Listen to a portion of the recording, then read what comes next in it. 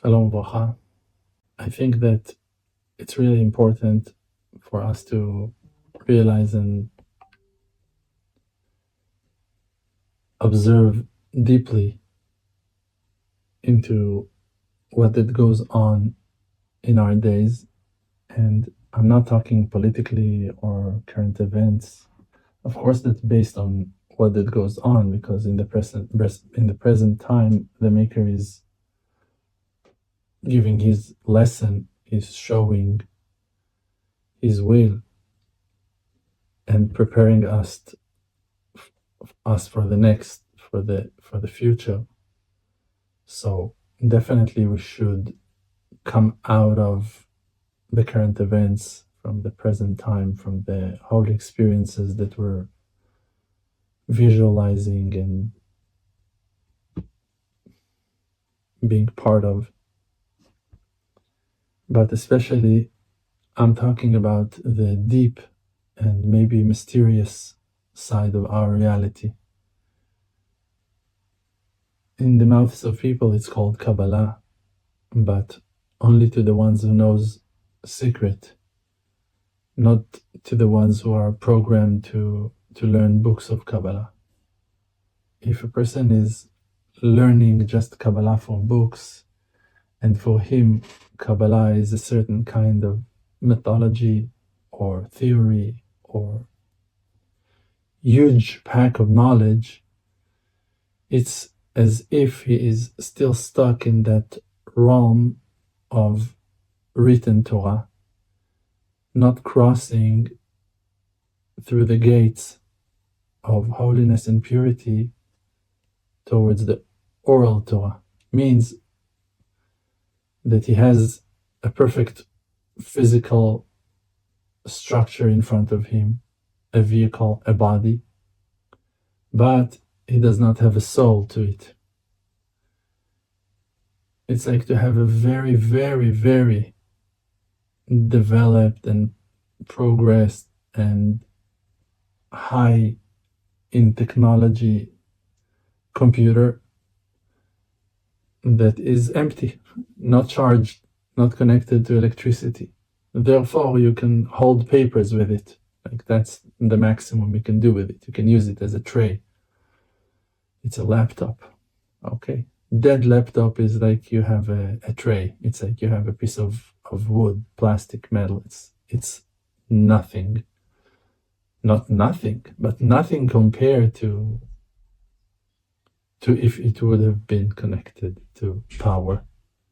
Now, when you may be very learned, very knowledgeable in wisdom, but it's all written and there's no life within you, means that your life experience is not having that knowledge as part of its system. The particles are not in movement in your daily events, and it's only a theory that the Ari wrote, or the Ramchal wrote, or Rabbi Shimon Bar Yochai wrote. It's written Torah, it's physical. But when you throw your mind deep into the Havaya of Hashem, deep into Avodat Hashem, and I will soon explain a bit more about it, hopefully begging Hashem to open your hearts and your eyes and your ears to grasp. Even a drop of it will be super precious.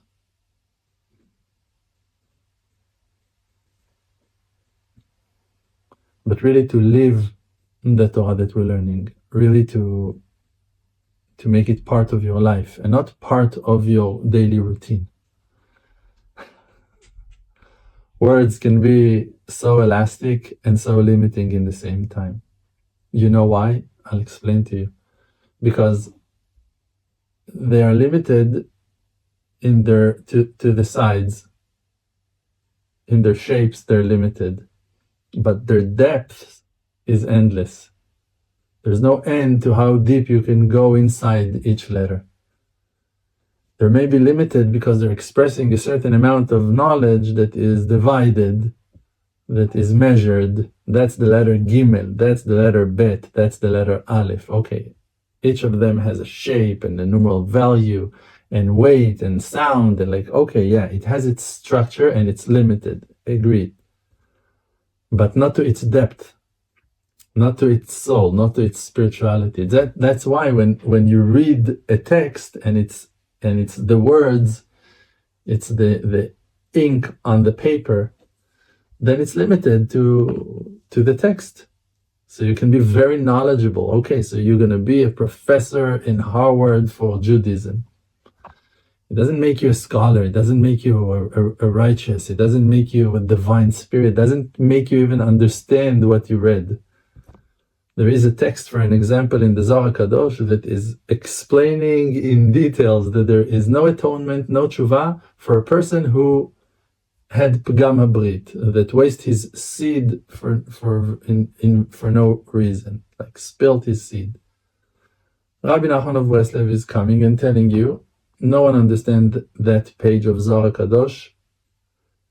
The truth that is written in that page is that there is tshuva, there is an atonement, and like, don't think about it at all. You need to say Tikkun HaKlali, 10 chapters of Tehillim. If you don't know how to say it, you can ask someone to say it for you. Fulfill your obligation by saying 10 chapters of Tehillim. Done. Don't worry about that thing. It doesn't permit the person to sin, but it's definitely correcting the past. And Rabbi Nachman said, and the main thing is that he won't do it again. Okay? Now, you see that the text is saying A, and coming a righteous man, and telling you B. How can it be? It's written by the Torah Kedosha that a person that is violating Shabbat, has a gay relationship, a man, whatever, he needs to be stoned, he needs to be killed. You don't see that in the streets, like, we're not killing no one. The Torah is saying, like, they have to die. No one is doing it. There was one time since the Bible was given to us, before that there was one person that violated the Shabbat and he was killed for that. One person. And the Torah mentioned his story because it never happened since. You're never going to see a Jewish courthouse coming and executing a person for violating Shabbat or for having a gay relationship with a man. No, it doesn't happen. But it's written, yeah. So the body is lazy, but you're working very hard. Why? Because of your soul. And it's the opposite. Like, you want to sleep, but you work. Why? Because when energy gets into a machine, it functions in an opposite way to its nature. A heavy metal machine just wants to go down to the ground, to be buried in the soil. It doesn't want to move. You plug it into the source of power. It's going to print. It's going to open. It's going to close. It's going to develop. It's going to stretch. It's going to drive. It's like metal doesn't want to drive. A car doesn't want to drive. The power makes it move. It's the opposite of its nature. It's forcing it to the other direction. Now the question is, who is stronger, the spirit or the flesh? And as much as the spirit is stronger, the flesh will surprise you with its abilities to synchronize, to become one with Hashem, to become a man of God, like Moshe. His body was shining, like people could not look at his face because of its shine. Does it, in the nature of physical body, of skin, to shine? How much money women are spending a year for glitter and shine for their faces? Like, it doesn't happen, right? But to Moshe Rabbeinu it happened. Why? Because his soul overpowered the body completely. The body was nullified by Moshe completely to the divine will of his soul. And that's it. Now it's a vehicle for the soul. Like a horse. The rider will take him to wherever he wants to go. The horse nature is to eat grass, is to look for friends, it's to go off the road. The horse doesn't want to ride on the road. He looks for the mountains, for the valleys, for the hills, that's what he wants. He wants to play, he wants to rest, he wants to eat. doesn't want to run like crazy, but the soul means the rider is sitting upon it and forcing it to function. And when you learn Kabbalah, when you learn secret, it has its nature. But when you start bringing your soul into that limud, it manifests it to such high level that you can start create by using the letters of creation. Now, Baruch Hashem, I can tell you many secrets. I know many secrets. I have tons of knowledge, but I'm always thinking what to offer, right? I'm trying to offer you something that will be useful, that will be productive. For an example, a very close friend of mine, a real brother to me, told me that one advice I gave in one of these beautiful classes really saved his life, shaped his life to a different level. The advice was simple, but so productive.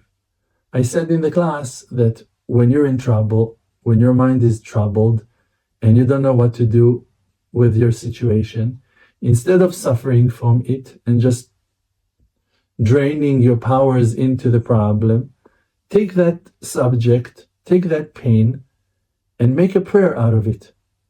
Talk to Hashem about what you go through in life. And now you suffer. Oh, my kids are making me crazy. Instead of that, say, please Hashem, can you help me that my kids won't make me crazy? That's it. Not more than that. Like, oh, I'm so worried. I don't have money. What will I do? How will I pay the mortgage, the rent, shoppings, Passover? Like, what am I going to do? Okay, no problem. That's the problem. Please Hashem, what will I do? I don't have money for Shabbat. I don't have money for rent. Please Hashem. And there are so many expenses. And on top of all of that, in 1 month, it's Pesach. Oh man, please Hashem, help me Hashem. And that's it. And that's how you rise above the problems and you make from the be'aya, from the problem, ba'aya. Ba'aya, it's not a be'aya. Be'aya is a problem in Hebrew. Ba'aya is an expression of will. You make from the be'aya, ba'aya. From the problem, you make an expression. And that expression is the vessel to receive the bounty. That's it. It's like you're already going to feel it when you're going to start using it. So you see, that's a productive advice. That's an amazing advice. No, it's not mine.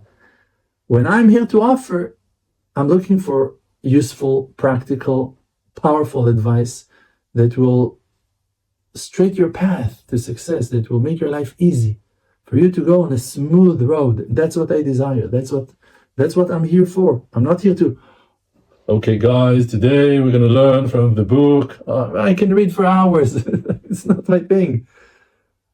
You know how many books I have? Today I put another shelf for new books. Books is not the thing. Ashrei mi shetalmudo biyado. Praiseworthy is the one that his teachings, that his learning is in his hand. Talmudo biyado, that he's learning usable things, that his learning is becoming productive, that it's like, oh man, thank you that I learned that halakha, now I can keep it. Thank you for that message, now I'm going to practice it. Thank you for the observation, oh man, that's how I should look at life from a different perspective, with a deeper meaning to everything. That's practical. That's what Hashem wants from us. Now,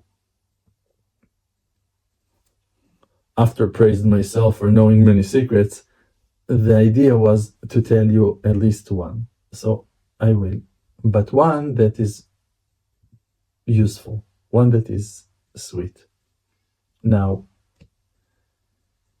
when you learn Kabbalah, going back to where we were, when you learn Kabbalah, you get access to the depths of creation. You start realizing and understanding how the Maker created the world. And when you put power into the letters, into that learning, you can become like the Maker, a creator to reality. It's not Kabbalah Masit. It's not to practice Kabbalah. It's not to say magic or dark spells or whatever. It's nothing like that. It's only to understand how the light of the Maker is being channeled and where are the defaults, what are the defects, where the system is broke, and to adjust it and to straighten it up for it to function like a plumber. That's it. You have a plumber job in spiritual realm. That's it. Some letters are wrong. If you're going to just move them back to their place, okay, now I got it. For an example, a person that is keeping a certain mitzvah is uplifting certain order of letters. Those are the letters that are describing the mitzvah, like Shmirat Shabbat. So the letters of the words Shmirat Shabbat and Shamor et Yom HaShabbat lekodsho, all the verses that are guiding the person to keep Shabbat, the verses of the 39 melachot, different kinds of works that are not allowed to work in Shabbat, and on, all the letters that built and composed Shmirat Shabbat, Shabbat keeping, those are the channels that light is coming down to the world through those letters. Soon I'm going to explain. I know it's wide. The same exact letters, but in a different order, same exact letter, same letter, just in a different combination, are the twisted channels, and those will be the verses to describe the sinner, the one who violates Shabbat, that breaks Shabbat, because it's the same letters, Shomer Shabbat or Shober Shabbat. It's like one letter is different, and it will come from a different verse. Like, don't worry. Just when a person is sinning, he is twisting the order of the verses. He is hofech divrei Elohim chaim. He is diversing. He is changing. He is mixing holy words of God. And instead of putting them in the right order, he's doing the opposite. Like the Torah told you, do A, he's doing B. Like, he's going opposite. So he's putting the letters in an opposite direction. Therefore, the bounty is not flowing through the channels. Evident for that, and that's the second secret I asked myself if I should tell. And again, you don't want to say too much, but if Hashem wants it to be out in the world, so okay. As I told you before, and I'm open with it to you all, for you to know, when Hashem gave us the Torah, the holy tablets were carved. The letters were carved like tunnels of light. The light of Hashem was shining through the letters, Anochi Adonai Elohecha, Lo yeh lecha Elohim acherim al panai, and so on. The light went through the letters. Those are the tunnels of light. That's what we said earlier, that the letters are limited in their shapes, in their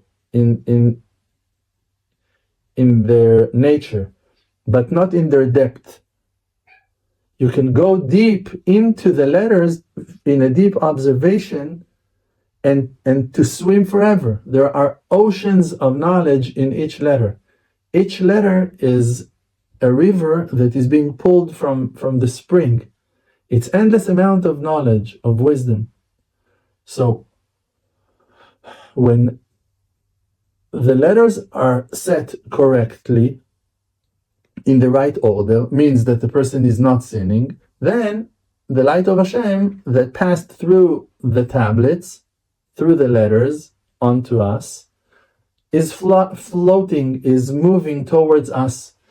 There are books on books on books of Torah, piles on piles of books of Torah, heavenly books of Torah, scrolls of Torah, and Hashem is learning them. And all the letters are carved. And when Hashem is looking at the Torah, so His shine is passing throughout the letters from one scroll to the next, and the shine is hitting through the letters, because the letters are hollow, and they're channeling the light. And the light is being transferred from one layer to the next. Think about a person who sits with tens of books open like that, and he's learning, and another book on top of it. Okay, and another book, and yes, great, and I'm putting it on top, and wonderful, and I want to learn from this as well. A scholar, he's learning, like, okay, now I'm inside that book, and I'm reading that line. Oh man, what? But 1 second, in that book, it's written, and then you go to the next layer, and you observe that, and then you say, oh, you know what? When I'm thinking about it, so maybe in that book they're talking there. I want to check here, and you go to another place, and that's the way you learn Torah. When your mind is swimming in the ocean of knowledge, you have tens of books, you have hundreds of books open in front of you. A real righteous, knowledgeable scholar has the books in his mind. He's flying between the pages in the books in his mind, in his own head. When he explores a certain subject, a certain topic, he's not stopping in that verse, in that line, in that book. He is swimming throughout that topic, and from one book to the next, from one layer to the next, he's diving deeper and deeper, covering more knowledge and more understanding. Now, the Maker is doing the same thing with us, and he's shining his light throughout those channels of light, throughout those tunnels of beautiful light. And the light is passing on to us. Now, when in reality you see that things are not functioning well, something is wrong in the combination. Okay? Something is not right. What's not right? The order of the verses. The order of the description of the reality of the thing. For an example, if you want to know which letters the Maker used to create a certain thing in life, so the answer is long. I'm unable to give you the details of it. But through a very blessed observation that the Maker will shine upon you and all Am Yisrael in His grace and kindness, you can gain that deep observation and that it will be exposed to you. But when you will see it, you will know that what that I said, and I'm going to say it now, was true. It was it. Now, what's the combination of the letter? As I said, it's too long. I cannot break it down to you, but it's the true description of that thing, of that situation.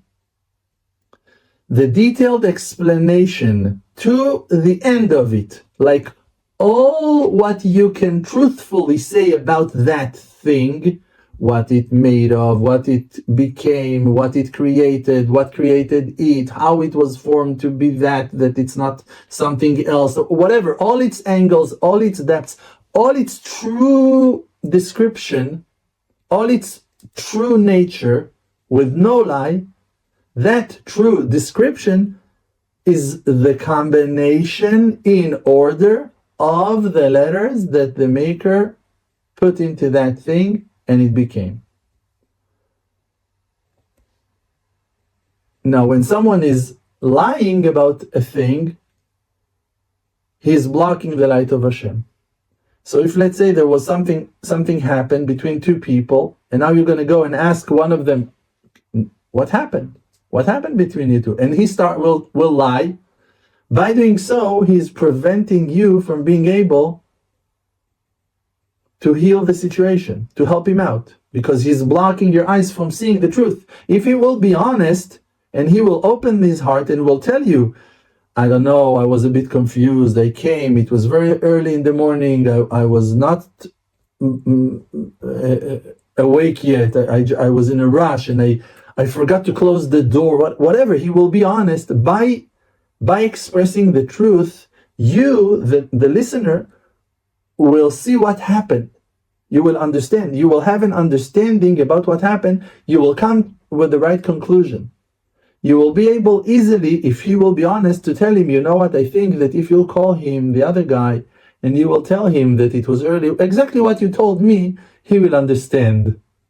Why? Because it's the truth. Words of truth can be recognized. Divrei emet nikarim.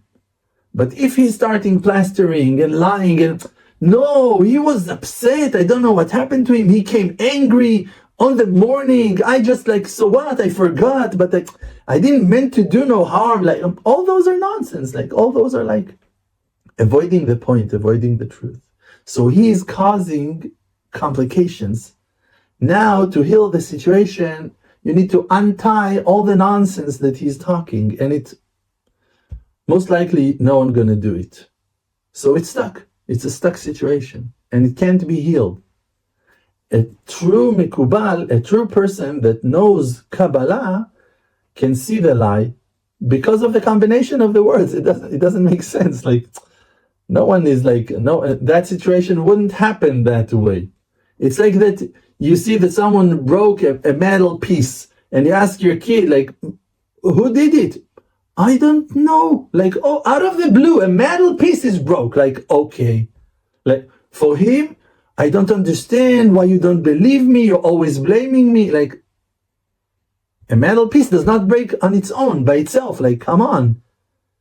Where's my phone? Where's my key? Oh, it's on the top shelf. Who put it there? Maybe me, but like someone put it there. A phone does not jump. It does not skip to the top shelf, okay? Like, so we know that someone put it there. And if someone will tell you, no one touched it. So maybe even me and I don't remember, but someone did touch it. You cannot say no one touched it. If someone tells you no one touched it, you already see that there is a mistake here. It might be a lie. It might be a confusion. Maybe he's wrong. He's not realizing that someone had to touch it for it to reach top shelf. A deep observer, a mikubal, will see that the combination is not right of the description of the reality. And a real wise, righteous mikubal will know how to heal the order, to fix it, to bring it back. Like I said before, if you're going to listen to the situation and he will be honest, you'll be able to explain him the way out of it easily.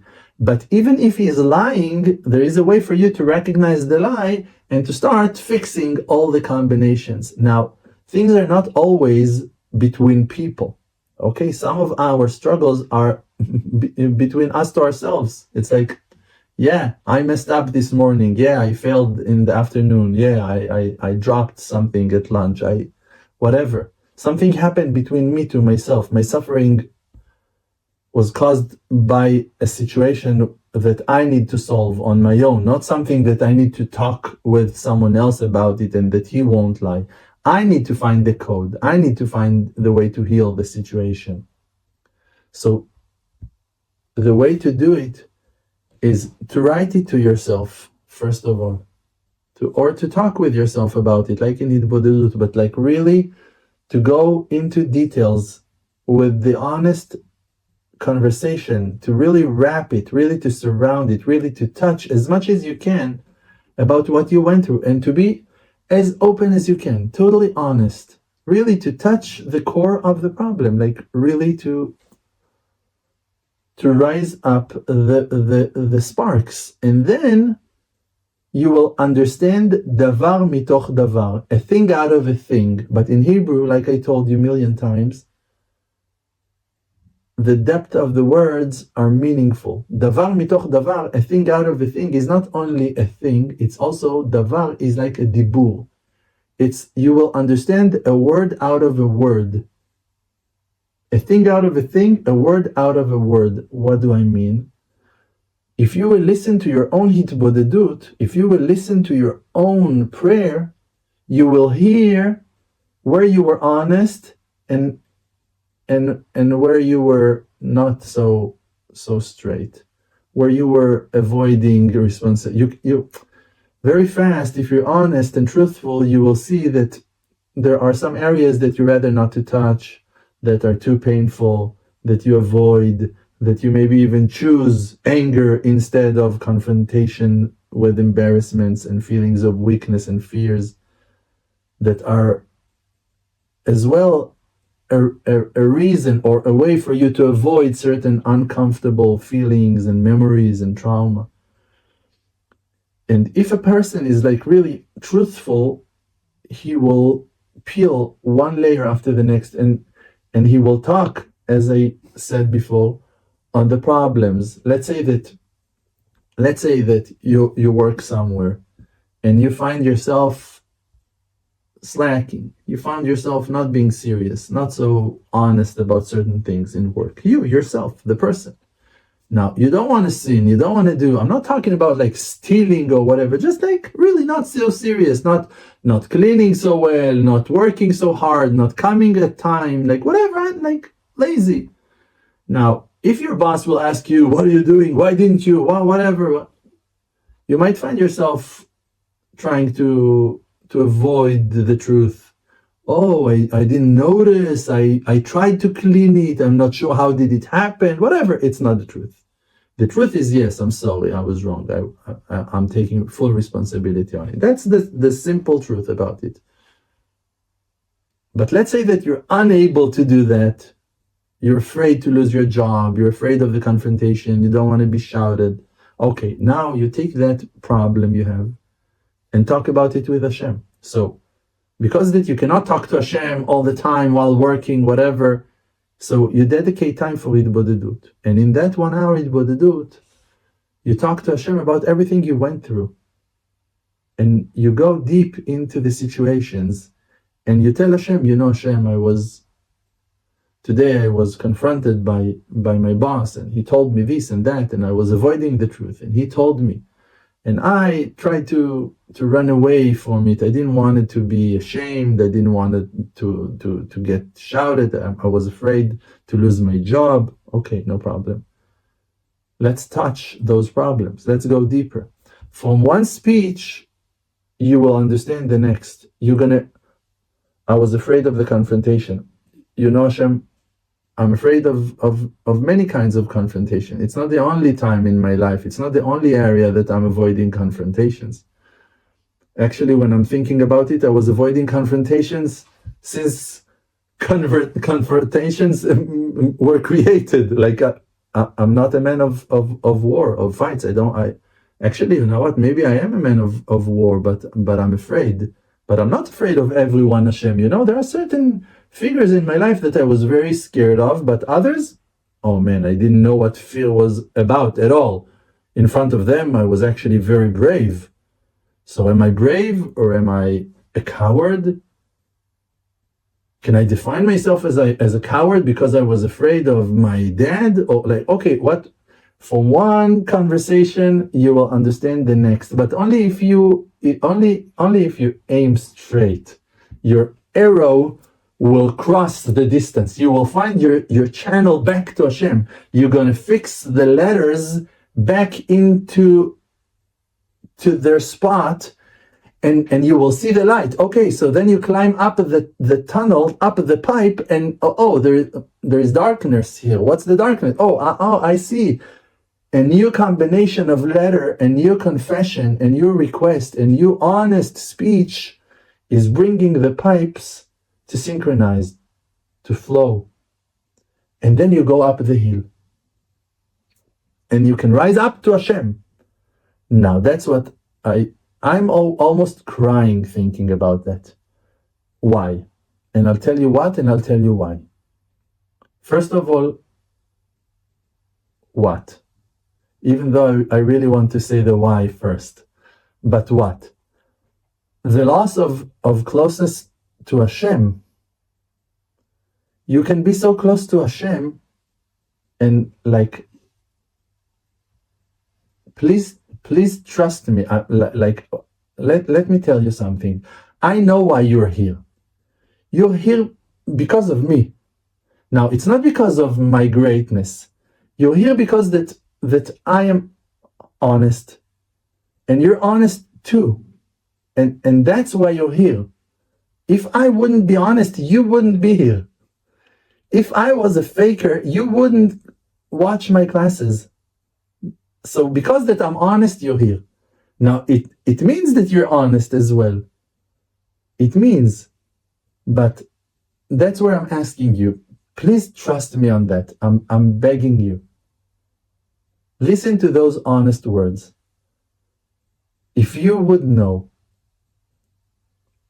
what did I know about how much you can come close to Hashem, you wouldn't doubt any of this advice, and you would run to invest all your powers, all your might, all your energy on coming closer to Hashem. And on that I want to cry.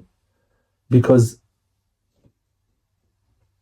you do not believe me. I'm unable to give out this message to you in a way that will change your life. No matter how much effort I'm putting into it, and I do affect your life, I do have a certain power, but it's not melting the ice. It's probably depends on you.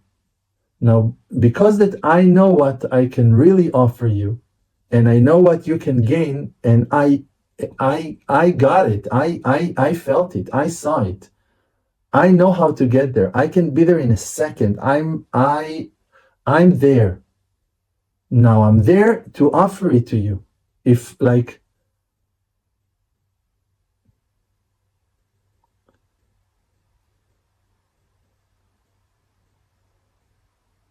when I was reading the Megillah in the second day of Purim, there's a certain point you can go look, search on YouTube, on the channels. Look at where Esther is starting to talk about the situation, about the loss, about the pain, about the danger. If you will look at my face over there, listen to my voice, you will see that I experienced something very deep, very emotional in that time of the Megillah reading, in the second day of Purim. My wife sensed it, my children sensed it, probably everyone that was around me sensed it. Everyone that will listen will sense it. It was clear. The ones that asked me what happened,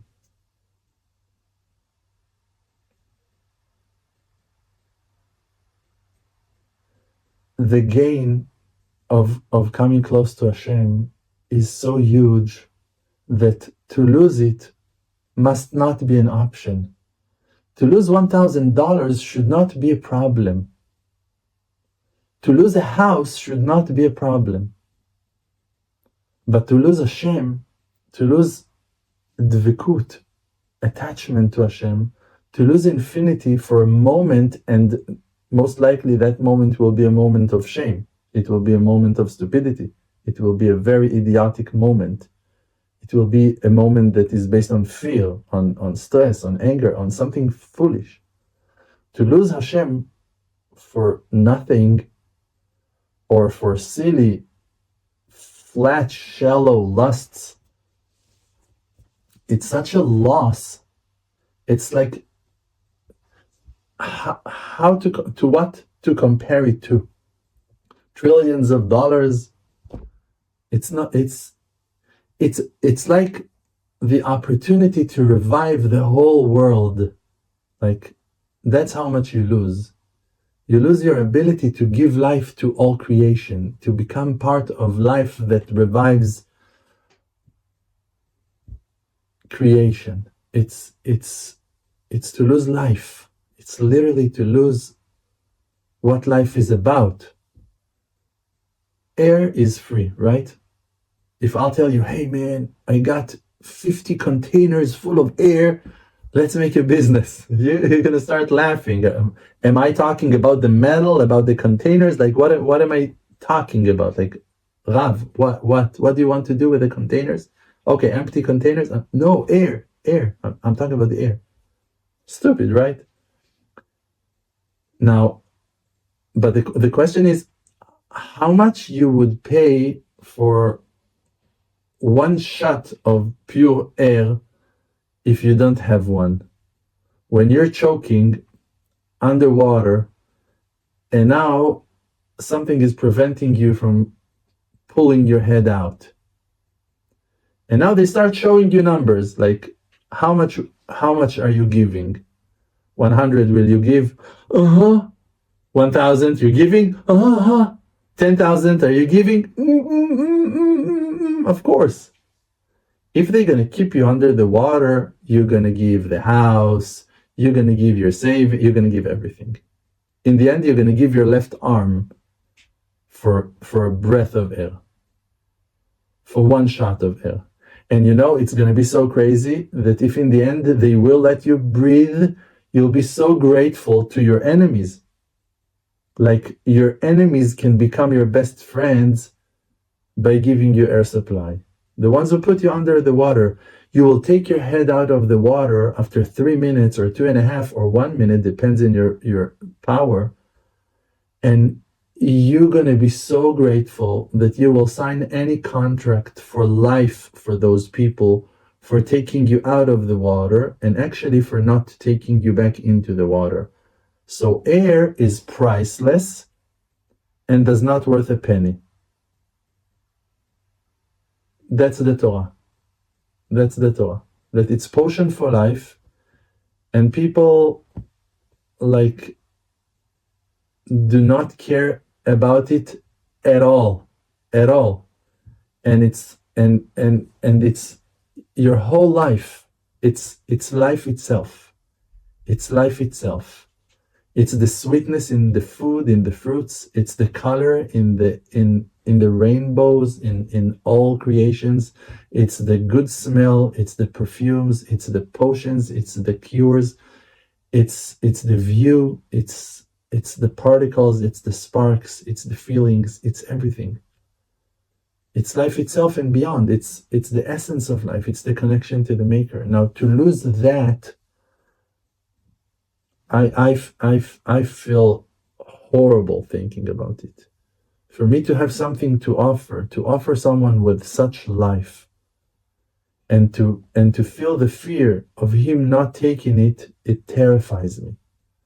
When I'm thinking that I had students that took a ride with me for an hour or a day or a year and then went off the train, and I keep riding, it's terrifying me. I'm happy for that hour. I'm happy for them. I'm really like, but when I'm thinking about that like they rather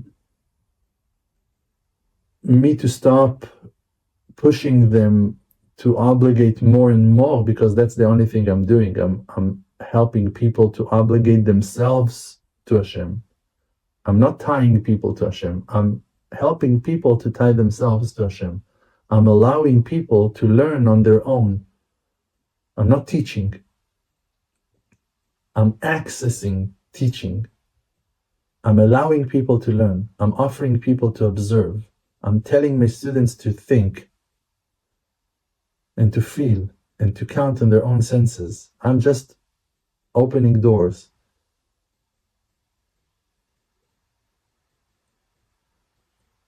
And when I see that people are like, thank you, but not thank you, that breaks my spirit a bit. But Baruch Hashem, we are running with the ones that are running with us, and there's no time to look back. And you cannot save the ones who are refusing to be saved. And there are many who are asking for help, so we're focusing on them. And Baruch Hashem, for me to think about the merit, the privilege that I had to assist people in life crises, in life situations, with their spouses, with their children, and with their own struggles, and that I was able to be there for a minute with a person, for a second, for an hour, for a day, for a month. Can I be anything but grateful to Hashem for allowing me that? So with that one, to that one I gave 100, to that one I gave 1,000, to that one I gave 10,000. Baruch Hashem. So I'm grateful. Please, sometimes it's better to watch a class again, for you to, sometimes the conclusions are not so clear. It's not a waste of time to learn a class twice or 3 times. It's not a waste. So do so, and find your advice to come closer and closer to Hashem always, and to be practical about your learning, and to learn a lot, but also to practice what you learn. And especially know that the attachment to Hashem, the way to glue yourself to Hashem, is in your mind. That's where the dvikut is. That's where the attachment, the Merkabah, the holy chariot, is in the center of the brain. It's in the softest, the whitest, the cleansed and most purified, softest inner part of your brain. That's the attachment where the rope of your soul is rising up. That's the channel. You want to focus? Focus from here. Focus from the core of your brain. What we're covering with the kippah. That and the fact that we are horribly bald. Hiding two things. You see? Two birds in one shot. Putting the kippah is, it's like it's like to put a dome. It's like to protect. It's like to focus the energy. By putting a large kippah on your head, everything stays in.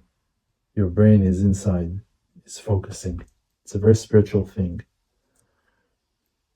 There was one father that came to his rabbi, his teacher, and asked him, where's the halakha to put the kippah? Where is it written? Where is the verse? Like, there's no rule to put kippah. Like, where is it coming from? Is it from the Torah, from whatever? Like, where is it written? So the rabbi answered to him, it doesn't written. No. But how will you have yirat shamayim if you won't have a kippah? But how will you have fear from heaven if you don't have a kippah? So some things do not need to be written. But how can you without it? It's like honesty does not need to be written. Love does not need to be written.